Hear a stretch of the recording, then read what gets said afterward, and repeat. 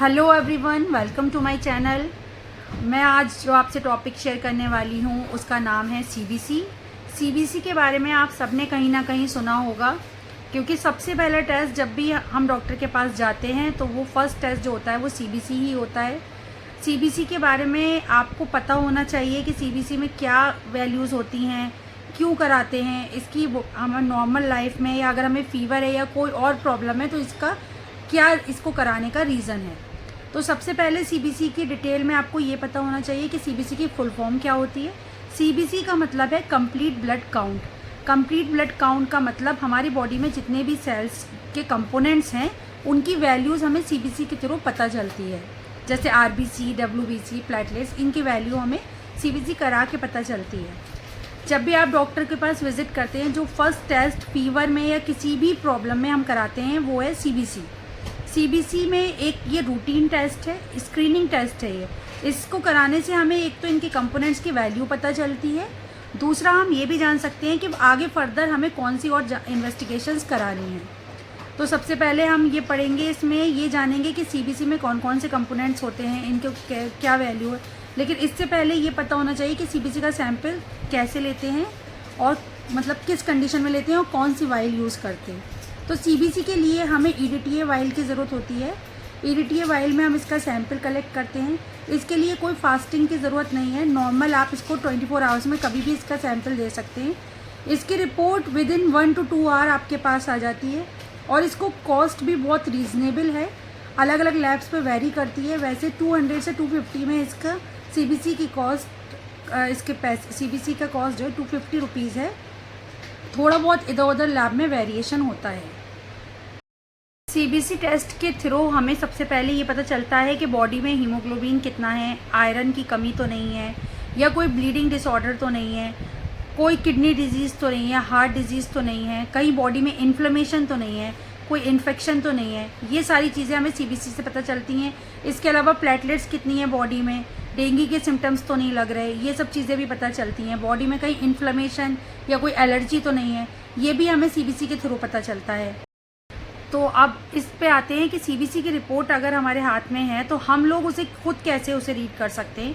तो जैसे कोई सीबीसी में सबसे पहले जो दिया होता है वो है हीमोग्लोबिन।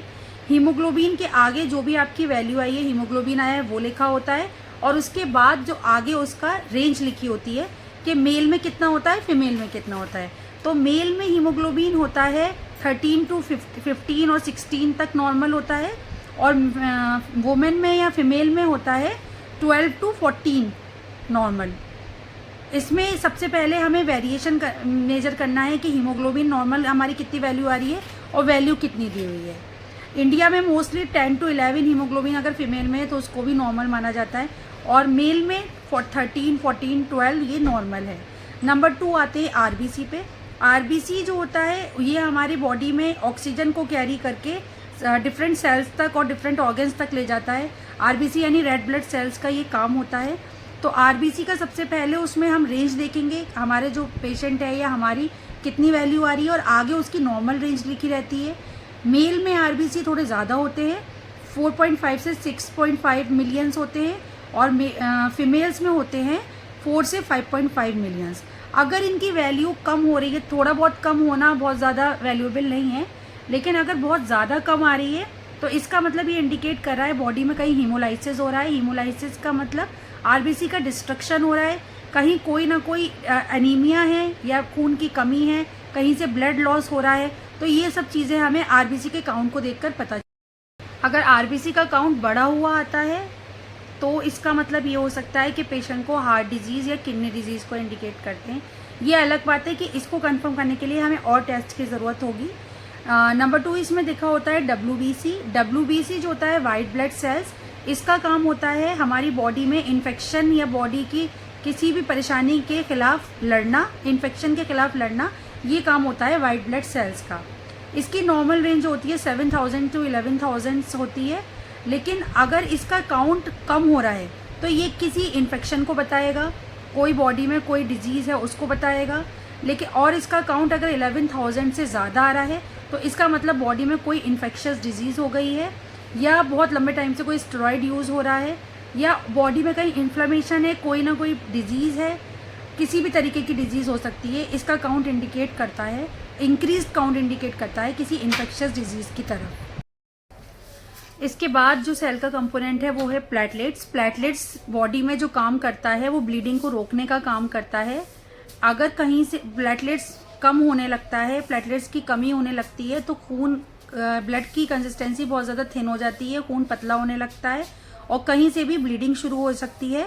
तो नॉर्मल रेंज जो प्लेटलेट्स की होती है वो हमें पता होनी चाहिए, वो होती है 1.5 से 4 लाख।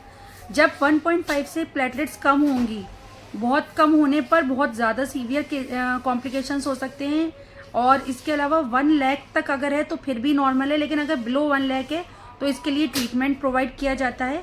और डेंगू के कॉम्प्लिकेशंस भी हो सकते हैं इसमें, तो इसके लिए फिर फर्दर टेस्ट कराए जाते हैं।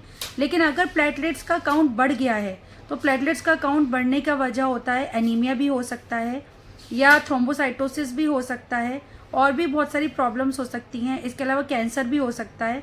तो इसको कंफर्म करने के लिए फिर हमें कुछ और फर्दर टेस्ट कराने होंगे। WBC के 5 कंपोनेंट्स भी अलग होते हैं जिनकी हम वैल्यू CBC में देखते हैं, जिसको DLC डिफरेंशियल ल्यूकोसाइट काउंट बोलते हैं। इसमें सबसे पहले नंबर पे आता है न्यूट्रोफिल्स, जो सबसे ज़्यादा क्वांटिटी में होते हैं 40 to 75%।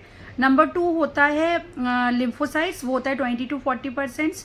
उसके बाद होता है मोनोसाइट्स, मोनोसाइट्स होता है 2 to 10%।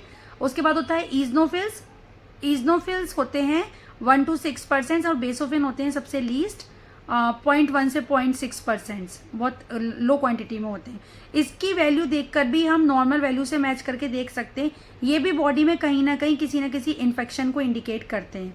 लेकिन CBC में जो सबसे मेन इंपॉर्टेंट चीज़ें होती हैं वो होता है हीमोग्लोबिन, प्लेटलेट्स काउंट, इसके अलावा TLC जो ऐसा मैंने आपको बताया, TLC का काउंट देखते हैं कि अगर 4000 से 11000 है तो ठीक है, अदरवाइज ज़्यादा है या कम है तो उसकी अलग वैल्यू। इसके अलावा CBC में हम ESR भी देखते हैं। CBC में कुछ लोग ESR CBC में मेंशन करते हैं, कुछ लोग ESR का टेस्ट अलग से करते हैं। ESR यानी कि एरिथ्रोसाइट सेडिमेंटेशन रेट, ये भी बॉडी में कहीं ना कहीं किसी एलर्जी या इन्फ्लेमेशन को इंडिकेट करता है। तो ये सब चीज़ें हम CBC में देखते हैं। आगे इसकी नॉर्मल वैल्यू रेंज लिखी होती है, उससे हम मैच करते हैं, और अगर कोई भी वैल्यू, कोई भी चीज़ बढ़ी हुई आती है या कम आती है तो उसके लिए हमें जो भी बीमारी के अकॉर्डिंग हमें लगता है, हम वो फर्दर टेस्ट फिर आगे कंटिन्यू करते हैं। तो हम सबको खुद को इतना नॉर्मल ये चीज़ें पता होनी चाहिए ताकि हमें किसी डॉक्टर को दिखाए बिना भी हम खुद अपनी टेस्ट को रीड कर सकें। आपको मेरी वीडियो अच्छी लगी तो लाइक करें, शेयर करें, कमेंट करें, सब्सक्राइब करें, और अगर आपको कोई भी CBC रिलेटेड क्वेश्चन पूछना है तो आप मुझे इनबॉक्स में मुझे मैसेज कर सकते हैं। Thank you.